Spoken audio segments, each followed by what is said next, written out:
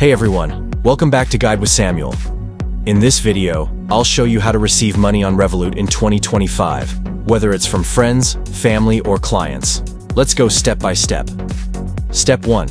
Open the Revolut app and log in to your account. Step 2. Tap on the Payments tab at the bottom of the screen. Step 3. Select Request at the top. Step 4. Choose a contact from your phone or enter the person's phone number or email. You can also share a unique payment link if the sender is not on Revolut. Step 5. Enter the amount and currency you want to request. Step 6. Tap Request to send the payment request.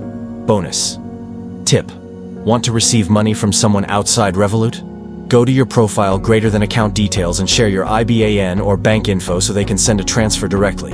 And that's it. Receiving money on Revolut is that easy. If this guide helped you, give the video a like and subscribe to Guide with Samuel for more quick tutorials. Thanks for watching, and see you in the next video.